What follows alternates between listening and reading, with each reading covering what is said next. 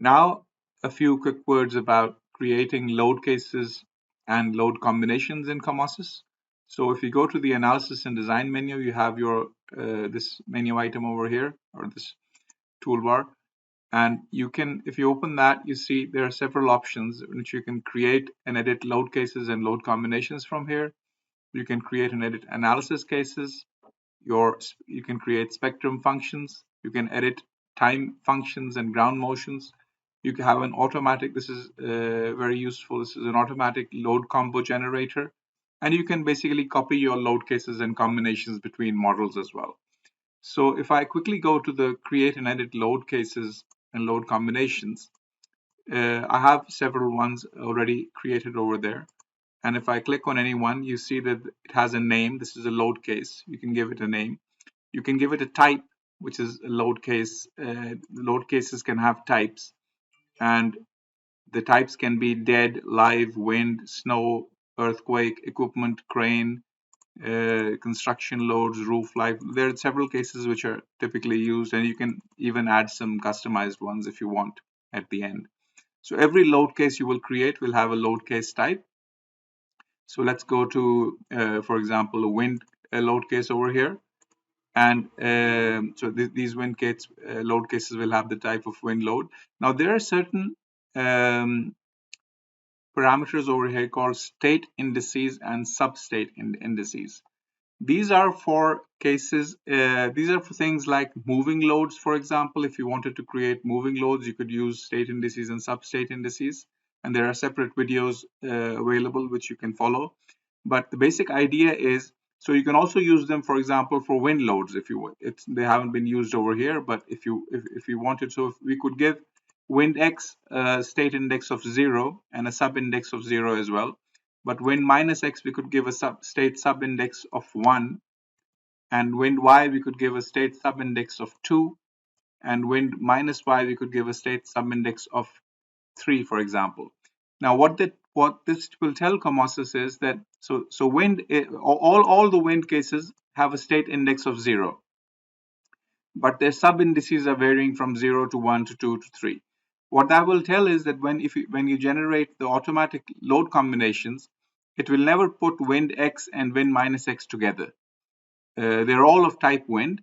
It'll never put wind x or wind y together because they have separate sub indices. Anything with a different sub indices will be put in a different load combination. Similar things you can do with the earthquake, x, y, minus x, minus y. You can give them sub indices if you want.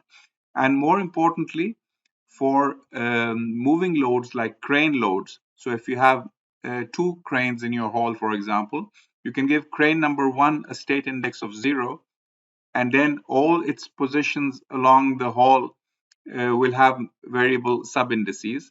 And the second crane will have a state index of 1, which will be different, and it will have its own sub indices as far as its motion along the hall is concerned.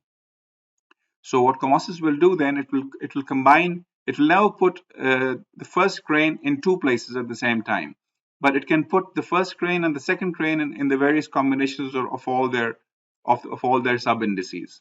And that's a very powerful feature which the load combo generator uses.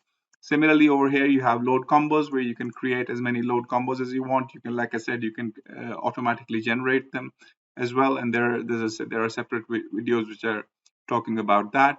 You have response spectrum cases where you can create as many response spectrum cases as you want. You can give them any modal combination of absolute sum or square root of sum of the squares, or CQC, complete quadratic combination.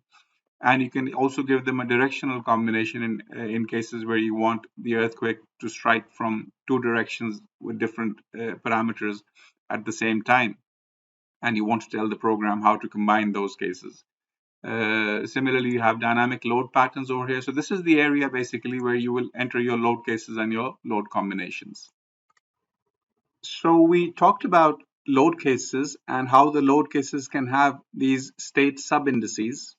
So we talked about the wind load case, which I've given the sub-indices of 0, 1, 2, and 3. And similarly, the earthquake ones I've also now defined as 0, 1, 2, and 3 for the sub-indices. And there's a crane load as well over here. which has two states. I mean, this could have 100 states. You could have a crane moving placed at, say, 100 different locations along the hall, and each one of them will become a load case, and you could very quickly then assign them these sub indices if you wanted to. But the point I'm trying to make is that once you define these load cases, and I've deleted all the load combos from here, because I wanted to show you the automatic load combo generation. So the load cases have been defined with the appropriate state indices. We've got self and dead and live. Then we've got wind, which has 4 states, earthquake, which has 4 states, and crane, which has 2 states. Now let me go to the automatic load combo generator. So if I go to the load combo generator, you see over here that on the left hand side you have options of choosing a standard, and whichever standard you choose, the generic load combinations of that standard appear on the screen, and you can then turn all of them on, or some of them on or off, or depending on what you want. You can say, okay, I only want these, or whatever. What I'm going to do is I'm going to go to AISC AST. This has these basic 6 load combinations: dead plus dead as one, then there is dead plus live, then there is dead plus wind, then there is dead plus live plus wind, and there's dead plus earthquake, and then there's dead plus live plus earthquake. But in addition to these, I have an area over here which works through a customizable file where I can actually create any kind of a generic load combination based on my basic load case types. And I've created a generic load combination called 1.4 dead plus 1.6 live plus crane full. That's 1 into crane full, basically. So I'm going to add that to my list coming from the AISC AST requirements. So I want it to create all the load combos of the AISC AST requirements in addition to this generic load combo. And when I say generate, it asks me that, are you sure you've created the load cases appropriately? I'm saying yes. And the moment I do that, if I go back into the load combo thing, my load combo area has been populated. And if you see over here, it has created, I don't know how many load combinations, but if you see there is dead plus live, then dead plus wind is 4. There are 4 of those because there were 4 cases of the wind, 4 sub indices. And then dead plus live plus wind also has 4 load combos. Then dead plus earthquake has 4, and dead plus live plus earthquake also has 4. And then there is one, the separate one which I asked for, which combines the dead and the live and the crane full. Since there were 2 crane states, it made 2 load combinations. Like I said, if you had 20 crane states and you wanted to combine them with the wind as well, this could easily run into hundreds or even thousands of load combinations. But the feature is very powerful. All you do is you define your generic load cases, your load combos, and you define your load cases with the appropriate sub indices, whether they are cranes or wind or earthquake or whatever, any load case which can take multiple forms or shapes. You define them, and then you just run the combo generator, and your load combos will be generated. So here, for instance, is a case with a crane which is running around these 3 bays, and it's got 3 wheels on which we have the loads, and on the other side actually we have the minimum loads on the other side and the maximum loads on this side. And automatically what the program will do, it will create all the load cases for each position of the crane. If you see, the state sub indices are changing, and this has not been entered manually. This is for the load cases, by the way. And even the load cases can be generated automatically for moving loads like cranes. And there are, I mean, it's not like 10, 20, but there are probably, I don't know how many there are. There are about 550 positions, very small increments which the crane can take. And what it will do is create all the load cases, and if you want, all the load combinations for you. And then what you can do is you can just simply run through them, and you can see how the load is moving on the screen, and the moment diagrams of the crane girder is also changing according to the position of the loads. And you can use this feature very conveniently for creating multiples of load cases and load combinations in Comosys. And if we were to keep moving, for example, we could see that the maximum loads would switch to the other side, and the minimum loads to this side.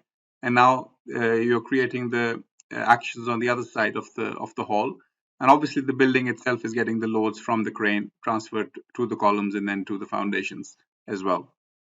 Now, coming back to the issue of load combinations, standards sometimes dictate that, for instance, they will say that you can have a certain wind load on the building for the whole building, but for the individual girts, it will ask you to take a higher wind load because of gust factors or some other reason. So it will ask you to take a higher load for the individual for the design of the individual girts, but for the entire building it will ask for a lower load. Now, if you put the higher load on the girts, then the entire building design will be affected, and you don't want that. So what typically engineers will do is they will create two copies of the model, and in one copy there will be the lower normal load which will be applied on the building, and in the other copy there will be the higher load, but this time they will only take the design for the girts, for example. Now in Comosys, what we have is we have an option called element specific load combinations.